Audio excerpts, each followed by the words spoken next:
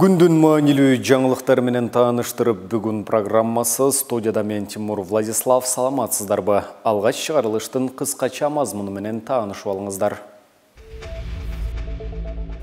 Улуттук коопсуздук мамлекеттик комитет кылмыштуу иш менен алектенген каналга бөгөт койду. Жапаров баалар өскөндүгүнө байланыштуу пенсия, жөлөк пул жана маянаны кескин жогорулатаарын билдирди. Тышкы иштер министрлиги Украинада абал курчуса Кыргызстандын жарандары өлкөдөн чыгып кетүүгө мүмкүнчүлүгү бар экенин билдирди.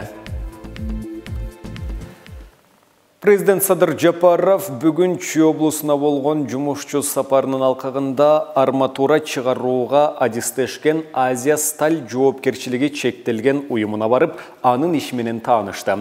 Бұл тууралуу мамлекет башчынын маалымат кызматынан кабарлашты. Мамлекет башчысына үстүбүздөгү жылдын февралында Россия-Кыргыз өнүктүрүү фондунун колдоосу менен ишке кирген өнөр жай ишканасынын ишмердүүлүгү тууралуу маалымат берилди. Аталган ишкана кыргыз ишкерлери менен индиялык Doshi Technologies PFT Ltd компаниясынын катышуусунда түзүлгөн. Ага Россия-Кыргыз өнүктүрүү фонду каражат бөлүп, 2021 жылдын май айында заводду модернизациялоо жана кайра жабдуу иштери башталган. Модернизациялоонун биринчи этабында айына 3000 тоннага чейин продукцияга даярдалган индукциялык мештин базасында болот эритүүчү цехтин курулушу аяктаган. Ал арматура заводун чийки зат менен камсыз кылат. Улуттук коопсуздук мамлекеттик комитети жасалма ПЧР тесттерди даярдаган каналга бөгөт коюлганын билдирди. Бул тууралуу атайын кызматтын басма сөз кызматы билдирди. Расмий маалыматка караганда Кыргызстандын жана чет мамлекеттердин диагностикалык лабораторияларынын QR-коддору менен ПЧР тесттин терс жыйынтыгы тууралуу жасалма электрондук сертификаттарды даярдоо жана таратуу боюнча мыйзамсыз канал аныкталды. Шектүү катары Кыргызстандын жараны кармалды. Анын смартфонун текшерүүдө атамекендик жана чет элдик диагностикалык лабораториялардын белгилүү тармактарынын 1000ден ашык жасалма электрондук сертификаттары табылган. Чогултулган материалдар кармалган жаран менен бирге ички иштер органдарына өткөрүлүп берилди. Орус-Кыргыз өнүктүрүү башкармалыгынын мүчөсү Нурлан Мамытов кармалып, улуттук коопсуздук боюнча мамлекеттик комитеттин тергөө абагына камакка алынганы тууралуу маалыматты 15 февралда Азаттык радиосунан Бишкектин 1-май райондук соту тастыктады. Мекеменин басма сөз кызматынын маалыматына караганда, соттун чечими менен ал 8 мартка чейин камакка алынды. Мамытовты УКМКнын кызматкерлери жазык кодексинин коррупция беренесинин негизинде кармагандыгы айтылууда. Атайын кызматтагы фондтагы азырынча бул тууралуу расмий маалымат берелек. Орус-Кыргыз фонду эки өлкөнүн өкмөттөрүнүн ортосунда 2014 жылы кол коюлган келишимдин негизинде түзүлгөн. Ал Кыргызстандын Евразия экономикалык биримдигине интеграция болуусуна көмөктөшөт деген жүйө келтирилген. Фонддун кеңеши 5, башкармалыгы 5 мүчөдөн турат. Мамытов башкармалыктын мүчөсү болуп 2021 жылдын июнь айында дайындалган.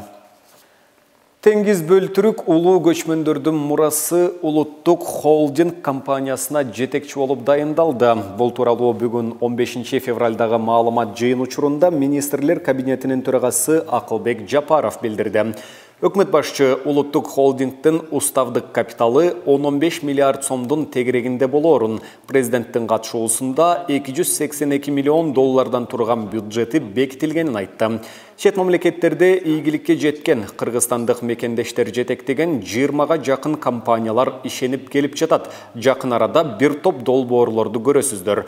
Ошонун ичинде чалгындоо иштери дагы 12 чоң кенде жүрөт. 100% мамлекеттин карамагында болгон мекемелерге жер үйдөй кылып сынак жарыялайбыз.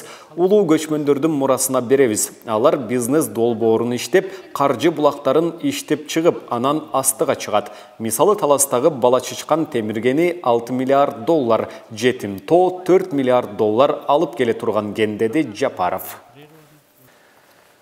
Ошондой эле бүгүнкү жыйында Жапаров Кыргызстанда баалар өсөт. Ошондуктан пенсия, жөлөк пул, айлык маянаны биз дагы көтөрөбүз деп билдирди.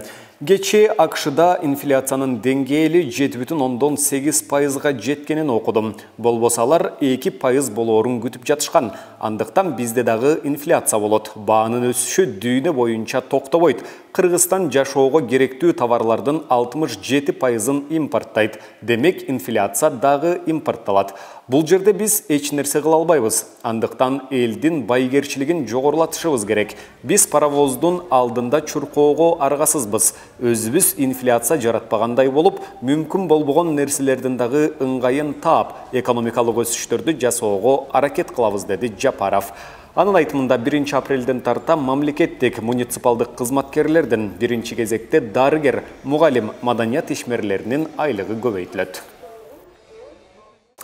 Кыргызстандын Тышкы иштер министрлиги Украинадагы кыргызстандыктар эгерде зарылчылык жаралган болсо, өлкөдөн коммерциялык авиакаттамдар менен өз алдынча чыгып кете алаарын эскертти. Бүгүн 15 февралда мекеменин басма сөз кызматы билдирүү таратып, Кыргызстандын Украинадагы элчилиги башка көпчүлүк өлкөлөрдүн дипломатиялык өкүлчүлүктөрү сыяктуу эле кадимки тартипте иштеп жатканын, окуяларга тыкыр көз салып турганын, Тышкы иштер министрлиги жана чет өлкөлүк элчиликтер менен түз байланышта экенин билдирди. Ошону менен катар элчилик маалыматтык колдоо сурап кайрылган кыргызстандыктар менен дайыма байланышта турганы, аларга так маалымат алуу үчүн Украина бийлигинин расмий билдирүүлөрүн карап туруу керектиги айтылып жаткандыгы маалымдалды. Москва Украинанын НАТОга кошулганына каршы болуп, орус-украин чегарасына 100 миңдей аскерин топтогон. Батыш аны чабуул жасоого даярданууда деп айыптап келет. Кремль аны четке кагууда. Орус-украин чегарасындагы соңку абалдан улам айрым өлкөлөр жарандарын эвакуациялоодо. Мына ушуну менен бүгүнкү берүүбүздү жыйынтыктайбыз. Кийинки эфирлерден амандашканча сак саламатта туруңуздар.